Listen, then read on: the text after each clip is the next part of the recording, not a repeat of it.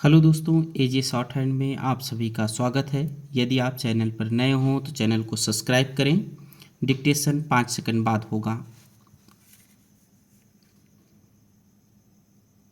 Ready start. सभापति महोदय, हमारे देश में गृह मंत्रालय और गृह मंत्री का कितना महत्व है, इसका अनुमान इसी से लगाया जा सकता है कि स्वतंत्र भारत में गृह मंत्रालय का भार सरदार पटेल ने स्वयं अपने कंधों पर लिया। सरदार पटेल का साहस, उनका उत्साह और उनकी बुद्धि तीनों ही हमारे गृह मंत्रालय के लिए आदर्श का काम कर सकती हैं, परंतु दुर्भाग्य से सरदार के पश्चात इन तीनों बातों में कुछ कमी आती हुई दिखाई देती है। उदाहरण के लिए एक ही बात मैं कहना चाहता हूँ। 1962 में जब हमारे देश पर चीन का हमला हुआ तो 14 नवंबर 1962 को हम सब ने इसी सदन में खड़े होकर एक प्रस्ताव पास किया था, जिसके शब्द थे, भारत की भूमि जब तक हम शत्रु से स्वतंत्र नहीं करा लेते तब तक हमारा यह संघर्ष बराबर जारी रहेगा, भले ही वह कितना ही लंबा क्यों ना हो।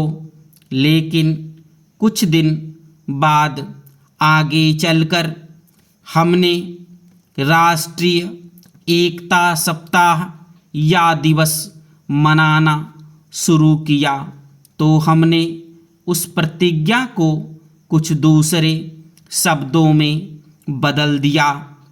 उस प्रतिज्ञा के शब्द थे, मैं अपने देशवासियों के संकल्प को दोहराता हूँ कि मैं अपने देश की स्वतंत्रता तथा एकता की रक्षा करूँगा, चाहे इसके लिए कितना ही कड़ा और लंबा संघर्ष क्यों ना करना पड़े। मैं राष्ट्रीय एकता तथा बल के लिए तन मन से काम करने की शपथ लेता हूँ, लेकिन इस बार राष्ट्रीय एकता सप्ताह के सिलसिले में एक छोटा सा प्रकाशन भारत सरकार की ओर से प्रकाशित हुआ है। इस प्रकाशन में स्वयं इन्होंने लिखा कि 1962 में चीन द्वारा आक्रमण के बाद शपथ की भाषा में थोड़ा परिवर्तन कर दिया गया है और जो शब्द बदल दिए गए हैं उनको भी मैं सदन की जानकारी के लिए सुनाना चाहता हूँ।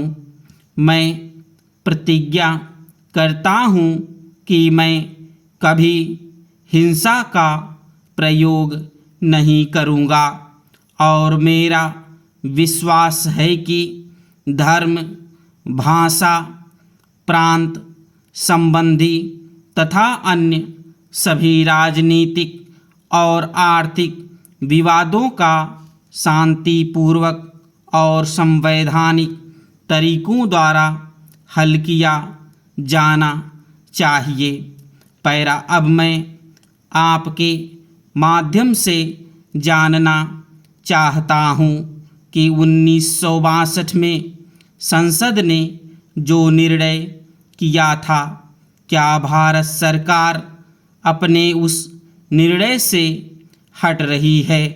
अगर सरकार अपने निर्णय से हट रही है तो यह जो सरकारी प्रकाशन आया है, जिसके द्वारा 1962 की शपथ में परिवर्तन किया गया है।